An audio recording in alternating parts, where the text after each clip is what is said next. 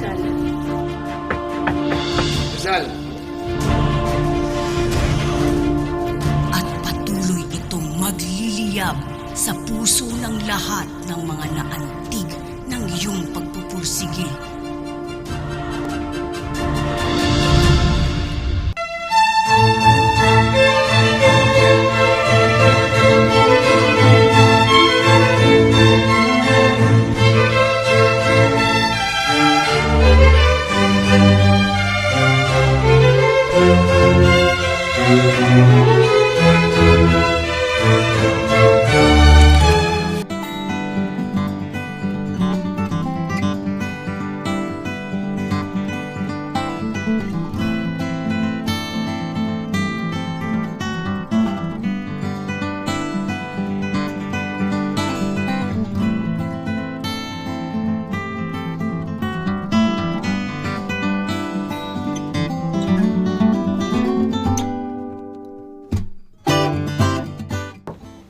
Good afternoon, everyone.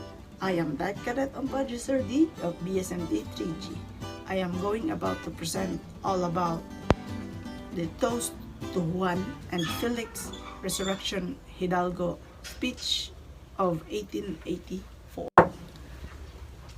In speaking before you, I do not fear that you may listen to me with boredom, for you have come to share our enthusiasm with yours, that stimulus of youth. Therefore you cannot help but be indulgent. You see the whole and judge the case, and you extend your hand to somehow, like myself, desires to join in one single thought, one single aspiration, the glory of genius and splendor of the homeland. Such is indeed the reason why we are gathered in the history of nations. There are names that are related to an event which bring love and greatness to mind. Names which, like magic formulas, evoke agreeable and pleasant thoughts. Names which somehow take on the meaning of an agreement, a symbol of a peace, love, a bond of love among nations. Luna and Hidalgo belong among these names. Their glorious achievements illuminate the two ends of globe, the Orient and the West, Spain and the Philippines. As I utter, gentlemen, their names it is if I saw before me two luminous arches projecting from both regions, meeting halfway and entwining for on high, impelled by a sensation of sharing a common origin which unites two nations by an internal bond, two nations that neither sea nor space can keep apart, two nations in which the seed of discord sown by the blind despotism of men will not bear fruit. Luna and Hidalgo bring glory to Spain as well as to the Philippines. They were born in the Philippines, but they could have been born in Spain, because creative genius does not manifest itself solely within the borders of specific country.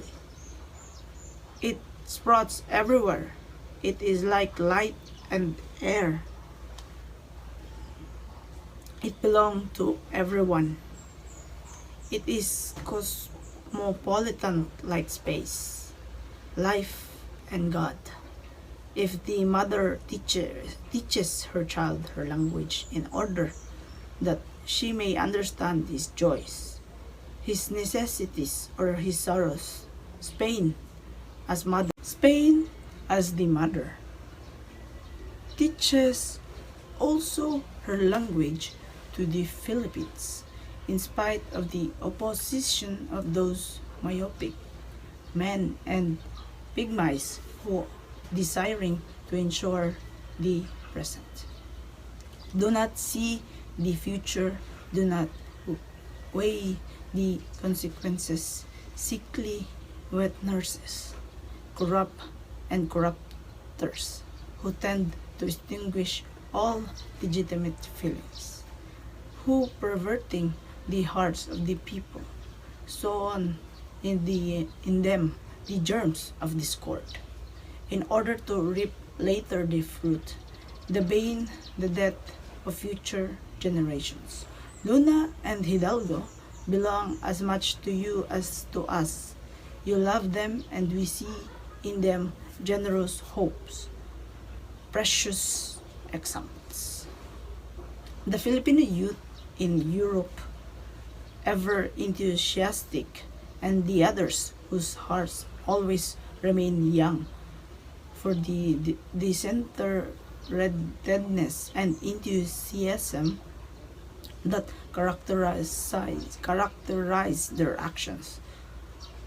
Offer to Luna a crown, a modest gift.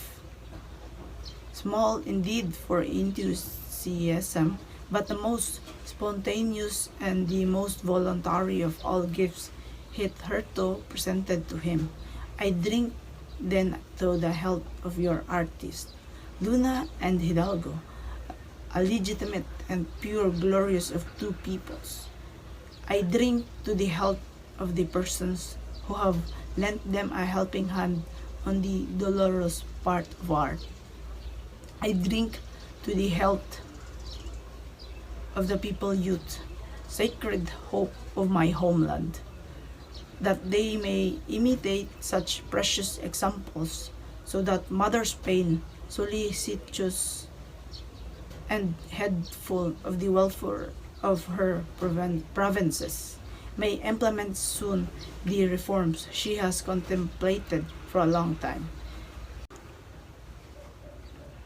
The furrow is ready, and the ground is not sterile, and I drink, finally, for the happiness of those parents who, deprived of the tenderness of their children, follow them from those distant regions with the most eyes and palpitating hearts across seas, space, who have sacrificed on the altar of the common welfare the sweet consultations that are so scarce in the twilight of life, precious and lonely winter flowers that sprout along the snow-white borders of the grave.